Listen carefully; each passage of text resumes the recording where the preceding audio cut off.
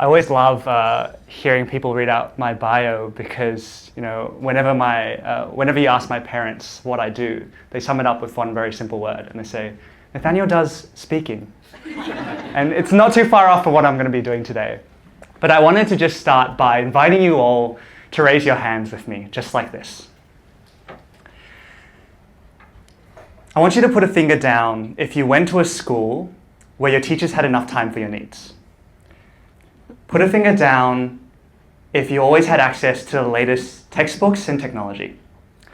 Put a finger down if you never had to skip school activities because your family couldn't afford them.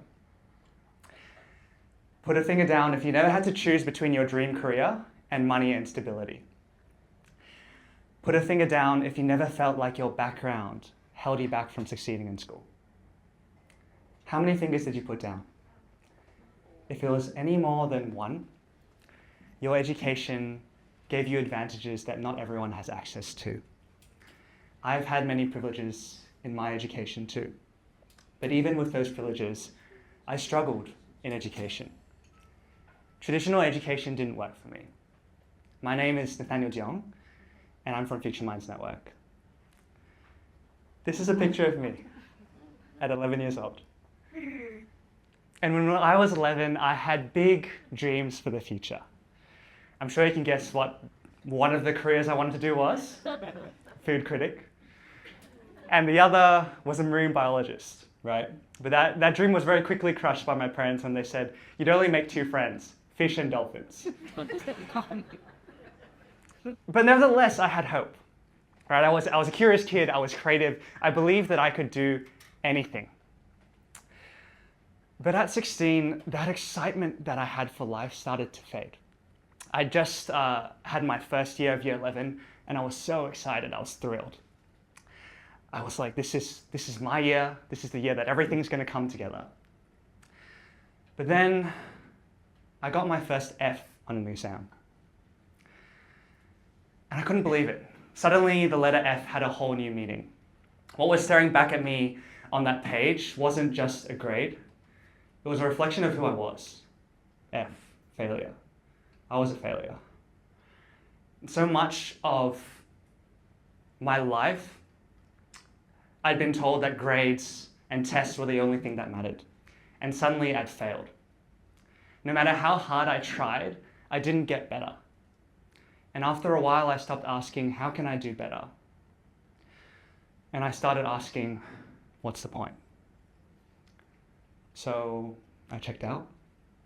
I stopped going to class, and I stopped going altogether. And before long, I felt like I had no way forward. On my 16th birthday, I tried to take my own life. When I was in the ER, I didn't feel relieved. I felt stuck. I still didn't know what I wanted to do with my life, and school didn't feel like an option anymore. And so I took every chance, every excuse I could to be anywhere else. So one day I signed up to this hackathon. And I didn't sign up because I wanted to. I signed up because it meant 2 days off school. Right? And something happened there that I'd never expect. For the first time when I was in this room, when I was in this hackathon, I was learning in a way that made sense to me. I was building something, I was solving problems, I was surrounded by people who thought like me. And for the first time in years, I felt hope. And that moment changed me. It made me realize something, that the problem wasn't me, the problem was the system. One size didn't fit all. And I knew I couldn't be the only young person who felt that way, who went through that journey. And so at 16, that same year, I started Future Minds Network to change that. I wanted to create a network where young people who felt like they didn't belong had a home, where young people who were told they weren't smart enough had a place to be, and where young people who felt like they didn't have a future had a second chance. Today, we've worked with over 13,000 young people, giving them another way to learn, to grow, and to create their own opportunities. We run programs which give young people the skills, the positive mentors, and the confidence to face the future. And that's where we met a young girl named Nika. And also where I've totally forgotten my script. So, here we are. We met Nika somewhere. When we met Nika, she was struggling, right? And she had a disability that made it difficult to walk. She had a disability that made everyday tasks really exhausting. School felt impossible for her, and every step was one that was filled with pain.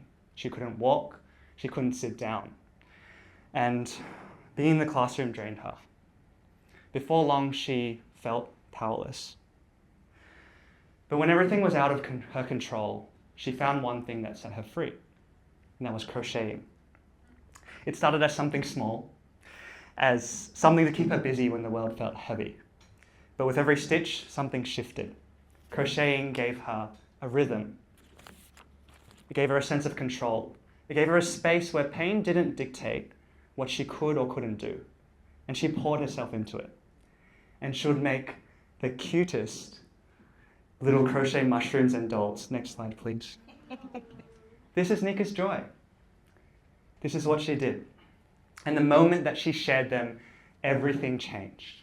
I watched as she went from exhausted to alive. Her face lit up. The whole room lit up. And it was like in that moment she could do anything. The shackles were free. That's the moment we realized something bigger. See, we weren't just teaching skills for Nika. We were giving young people a pathway, a career, a future built with their passion and purpose. That's why we created the Young Artist Centre, and that's what I'm going to talk about tonight. We wanted to give young people who don't fit into traditional education a second home.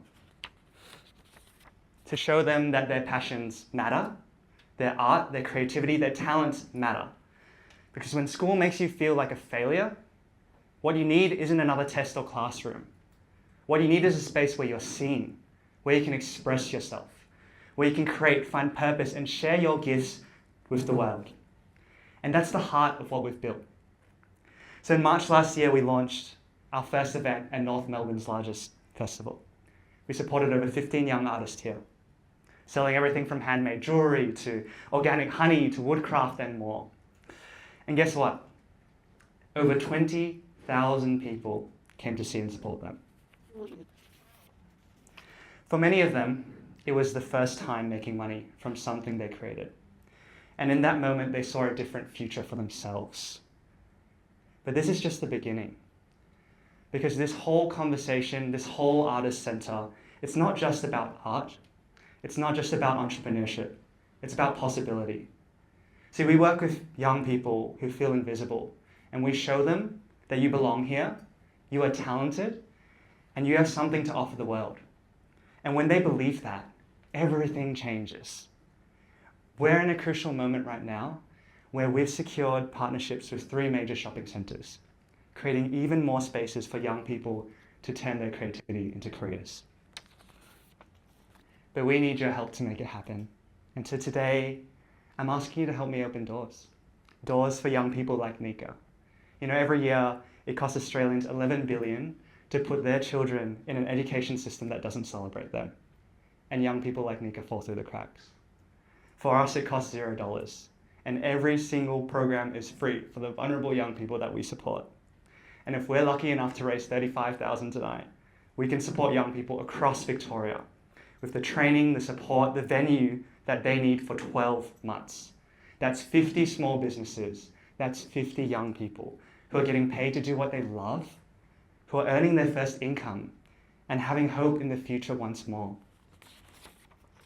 With 50,000, we can double our impact. That's 100 young people. 100. That's this room. It's 100 young people. It's 100 small businesses getting support that changes their lives. Because remember that hand that we raised earlier? Right now, there are thousands of young people like Nika who don't have that same opportunity in education. And they need a second chance. We have the choice tonight to look at Nika and say, hey, we don't have a future for you. We don't have that home. Or we can choose to work together and create that future today. Thank you for listening.